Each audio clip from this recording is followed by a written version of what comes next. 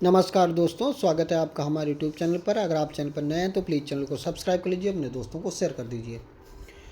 इसकी पीडीएफ आपको Telegram group में मिल जाएगी, जिसका लिंक डिस्क्रिप्शन बॉक्स में दे दूंगा।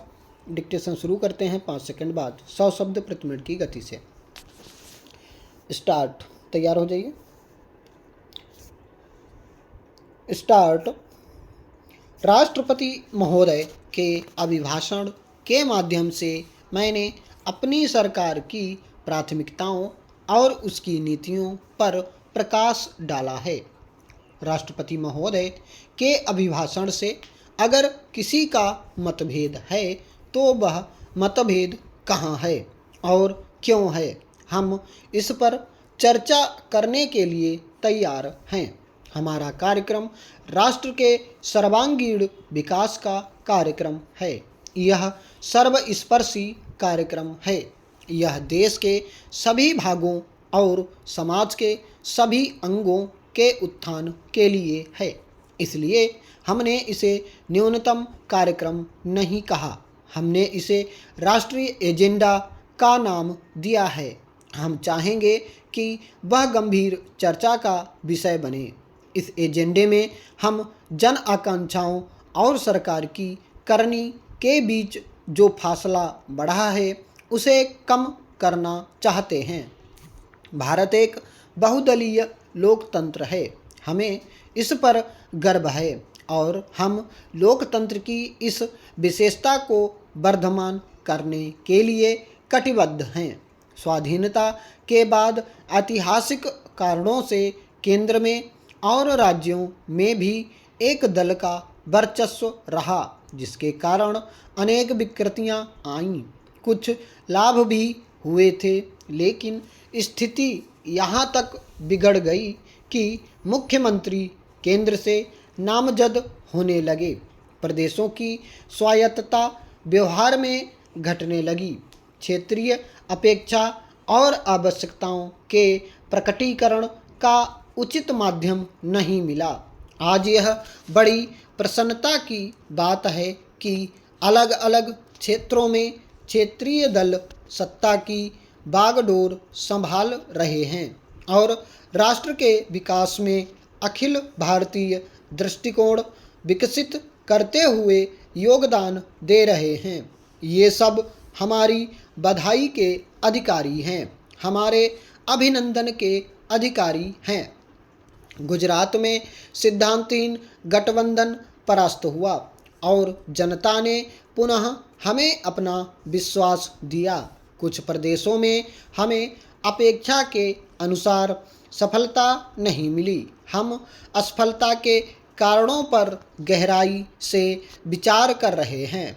कुछ दलों के साथ हमारा गठबंधन इस चुनाव को लेकर ही नहीं हुआ, इससे पहले भी हम उनके साथ मिलकर काम करते रहे हैं, सरकार चलाते रहे हैं। अकाली दल और भारतीय जनता पार्टी का गठबंधन केवल सत्ता के बंटवारे के लिए नहीं है। पंजाब में सैकड़ों साल से हिंदू और सिखों के बीच में जो भाईचारा चला आ रहा है उसे मजबूत करने के लिए है। यह अकेले एक दल का या अनेक दलों के गठबंधन का सवाल नहीं है। आप जब इधर थे तब आपकी कठिनाइयाँ हम देख रहे थे और जब जब उन कठिनाइयों से निकलने के लिए हमारी सहायता की आवश्यकता हुई, हमने कभी इनकार नहीं किया, हमने कभी अस्वीकार नहीं किया। आखिर दल देश के लिए है, राष्ट्र सर्वोपरि है। भारत संसार का सबसे बड़ा लोकतंत्र है, लेकिन राजनीतिक अस्थिरता न केवल हमारी अर्थव्यवस्था को आहत कर रही है, बल्कि सबसे बड़े लोकतंत्र के नाते वह विश्व में हमारी छवि को भी धूमिल कर रही है। माननीय महोदय, दूसरा कारण यह है कि अभी बजट आने वाला है और बजट से गरीब आदमी पर और सारे नागरिकों पर भारी आर्थिक बोझ पड़ने वाला है। इसलिए इस बोझ को सहने के लिए ये परीक्षण का सहारा ले रहे हैं। तीसरा कारण है कि राजनीतिक लाभ उठाना। अगर ये तीन बातें नहीं होती तो हम लोग चर्चा नहीं करते। जैसा मैंने शुरू में कहा कि रक्षा के मामले में हमारा कोई मतभेद नहीं है। देश शक्तिशाली बने, हमारे देश को कोई बुरी दृष्टि से देख नहीं सके, इससे हम सब सहमत हैं। लेकिन जिस ढंग से परीक्षण किए गए उस पर हमारा विरोध है।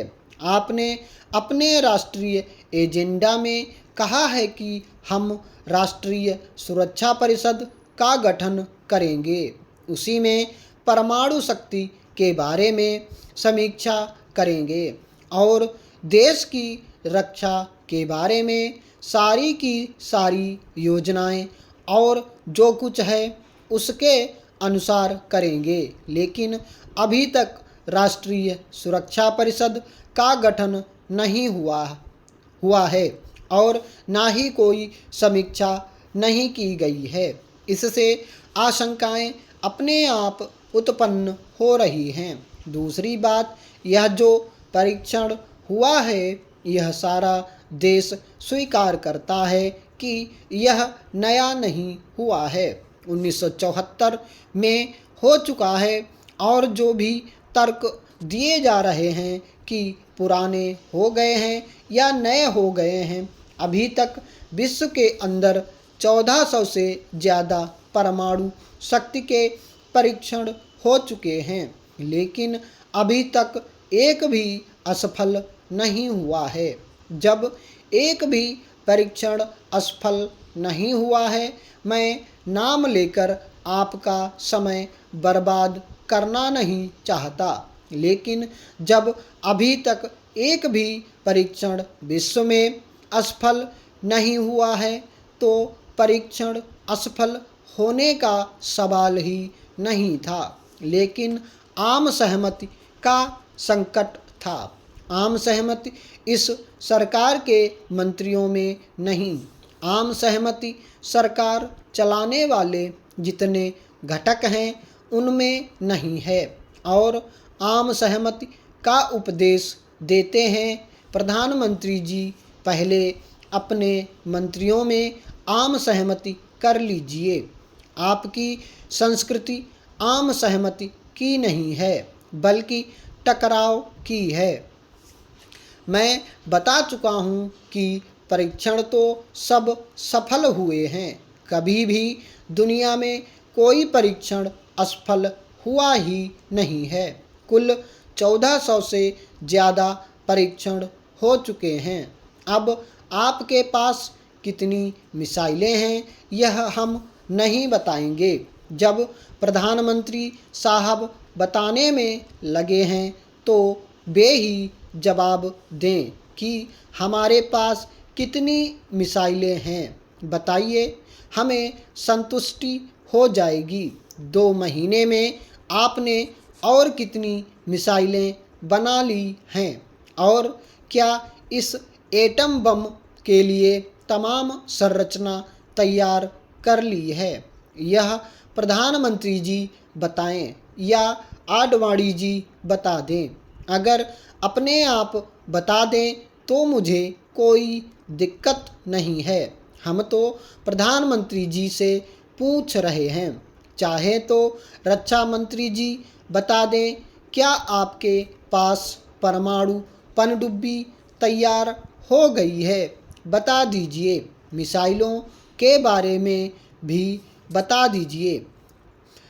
महोदय, जो कोटा में 17 साल की लड़की के ऊपर अत्याचार हुआ और बाद में उसकी हत्या भी हुई, इस प्रकार एक के बाद एक घटना राजस्थान में हो रही है। इस कांड से पूरे देश की महिलाएं संतप्त हैं। इसलिए राजस्थान के बारे में जो मामला हमने सदन के सामने रखा है, इसे और किसी मामले के साथ जोड़ना नाइंसाफ़ी होगी। मेरा सिर्फ इतना ही सुझाव है कि राजस्थान के बारे में रिपोर्ट दीजिए। बाकी और किसी राज्य के बारे में कुछ करना हो तो ज़रूर चर्चा कीजिए, उसका हम स्वागत करेंगे। आप मांग करिए, नोटिस दीजिए, इस पर जो कुछ तय करेंगे इस बारे में भी मेरी कोई तकरार नहीं होगी, लेकिन राजस्थान के बारे में अलग से विचार होना चाहिए। स्टॉप।